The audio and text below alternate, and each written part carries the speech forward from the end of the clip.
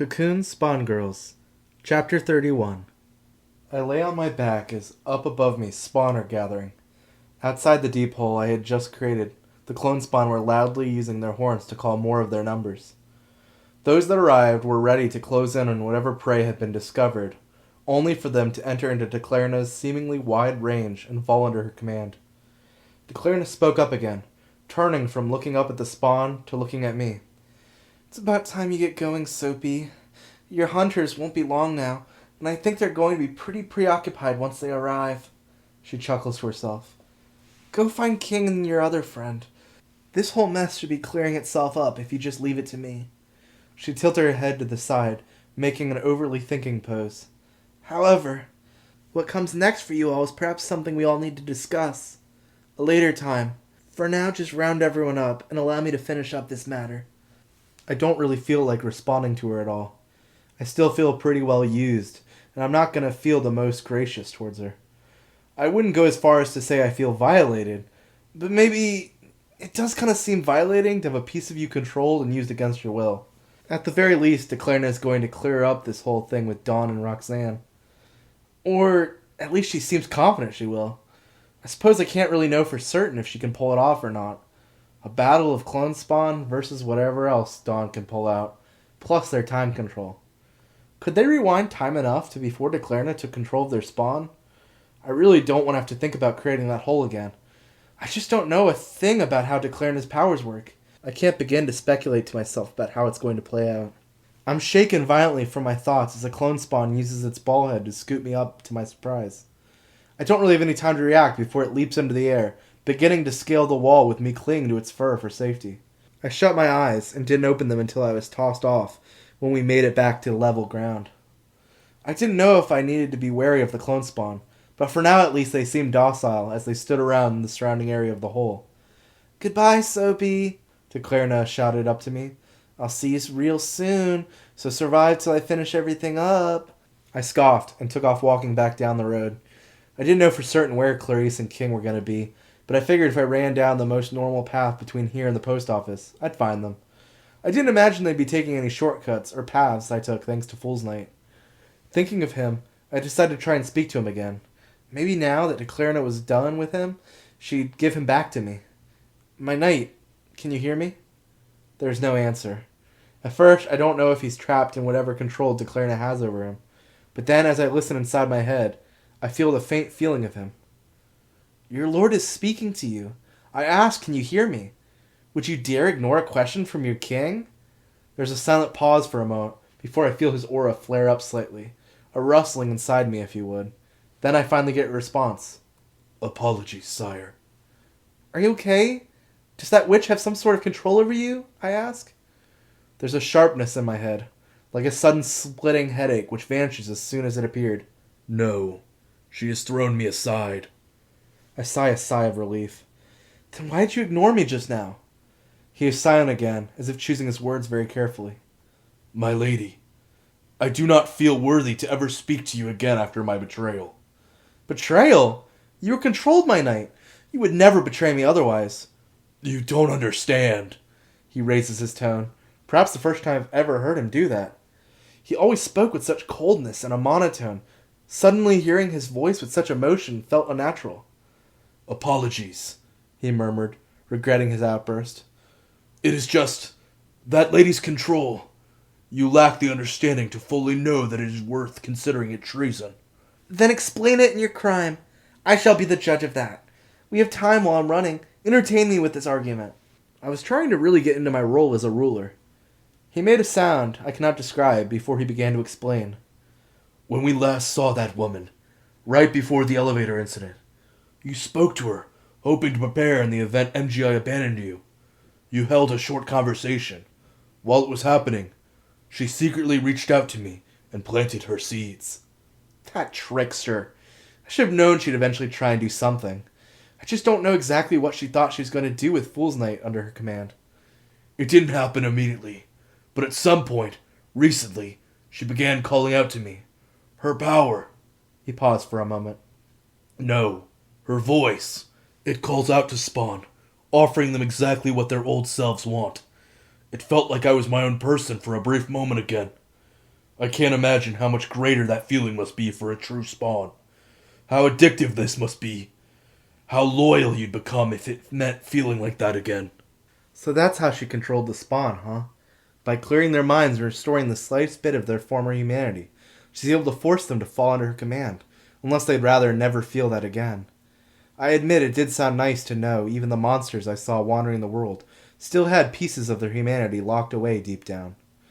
Does that mean I have a piece of that inside me as well? It was a troubling thought. If she lured Fool's Night in with feelings of being human, then who was that? Did she allow Fool's Night to feel as if he was me? I am the human here. He's just my ability. But there has to have been a part of him that's able to believe in his humanity as well. He has often called us two halves, that he is part of me splitting off. Perhaps he truly has some of me in him that can be led astray. Don't you see, my lady? I betrayed you. I gave in to temptation and allowed her to use me to manipulate you. Fool's Night sounded genuinely hurt as his voice echoed in my head. I can understand why you did it, though, I said, trying to soothe him some. It does not make it right. And if I can be led down the path of betrayal once, what does that say about me? Surely he who sins once finds it easier to sin again. I let out a deep breath. So what do you want me to do about this? He was silent for a long moment. He seemed to weigh his crimes and his feelings until finally he came to his decision. My lady, it has been an honor to serve you, he began, with a loving tone in his voice. But I think it is time for my tenure as your knight to end. I think it is time you finally absorb me fully, and take on the full weight of being the Fool's Knight. I was shocked to hear him suggest it himself. What would that mean for him? I felt I knew the answer. It was obvious, but still I asked. What will happen to you after I absorb what's left of you? I will cease to exist. My nature has always been what part of the old you was left clinging to this body. Once the last of me is offered up, you will finally be free of the shackles of having a past that haunts you. You'll be free of any reminders of who you once were. And with that, you shall be able to fully wield your ability to its full extent. Are you sure this is the path you want to choose? I've always appreciated having you by my side. I'll miss you. I held back. He needs me to be his king. I couldn't allow him to see how badly I felt close to him. As long as I'm around, there's an exploit Declarina can take advantage of. That, as well as a piece of you that is holding you back. You've grown into a fine woman. You no longer need me to take control and protect you. I know you can do that all on your own now. Tears were welling up in my eyes, sliding down the sides of my face towards my ears as I ran faster to wipe them away.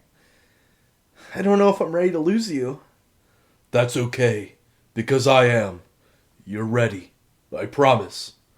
I felt a warmness in my head, like a warm hug, or the touching rays of sunlight when you first wake up. I snorted my snot back in. My knight, it has been an absolute honor for you to be by my side. And it has always been an honor to serve you.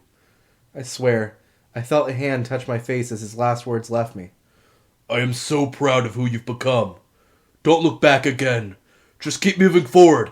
Rex meus, domine meus, servato meus. I slowed to a stop as my body felt as if it was heating up. I had to take a knee as a rush of pain ran across my entire body's nerves. Pins and needles, and then a burning feeling, all before it vanished into a feeling of warm happiness. My knight?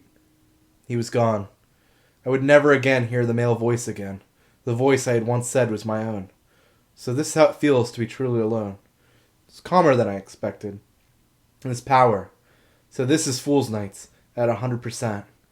It was truly my power now. No longer split among myself and the old me. All of it was mine. With speed unmatched prior, I took off down the path, entering back into the city. Clarice and King have got to be close by. They can't truly be that far behind, can they? As I ran, I spotted a red-haired girl in an alleyway I came up upon. She was sticking her head out, peeking out. At first I figured it must be some sort of ambush attack, but as I got closer, I could tell she was cowering from something. Her eyes didn't even notice me as I passed, her eyes fixed on the direction I had come from. It would seem the horde were becoming aware of something being wrong. The horn sounded from that direction never ceased, no matter how many clone spawn headed that way responding to the call. All they could imagine was some sort of demon was slaying all those spawn that reinforcements never ceased being called. Little did they know the spawn that arrived were almost instantly brought into a mellow trance as they awaited orders.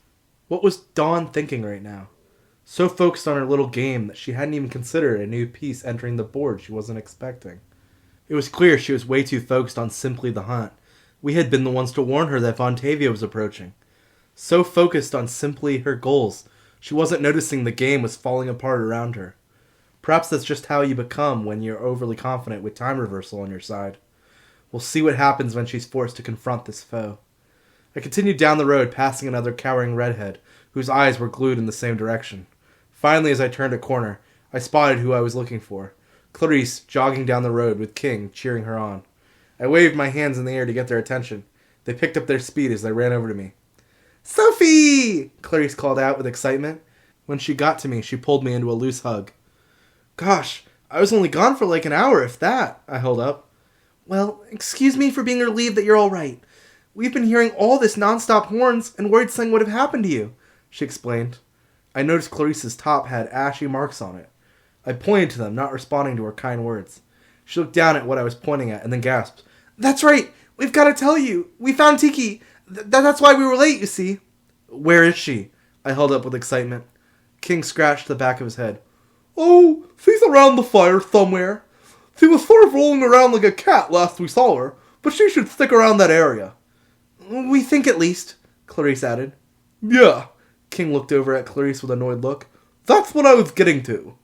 Clarice glared back at him before turning her attention back to me. "So how'd your side go? Have we secured victory yet?" I gave her a so-so hand motion, shaking my hand. "I've secured a path to victory, I think, but it involves us letting some stuff play out and not dying to work." "I like the part where we don't die." Clarice nodded enthusiastically. "So where to next?" King asked. I thought it over. "I think it's best we head back to the home office. Our secret weapon is there. I feel we'll be safest by its side. At least, I want to believe Clarice would protect us while she takes control of the rest of Dawn's clone spawn." "Then lead the way!" King cheered. So the three of us headed back in the direction I had just come from, turning the corner and making our way back down the town road. As we ran, I pointed out cowering redheads. Clarice seemed thrilled to see her nightmare monster in such a state. I hoped that seeing them like this would help her undo some of the trauma from the previous pull-apart loop. We exited the populated area and began down the dirt road leading out of town to our office. Before we were even halfway down the road, we began to hear very human-sounding screams. That's when the jumping began. Time jumping. I can't even say for sure how many loops happened all at once, slowly jumping us back split second by split second. Everything seemed to move in slow motion from our perspective. Everything but those bloody screams. I think it was safe to assume the final battle had begun.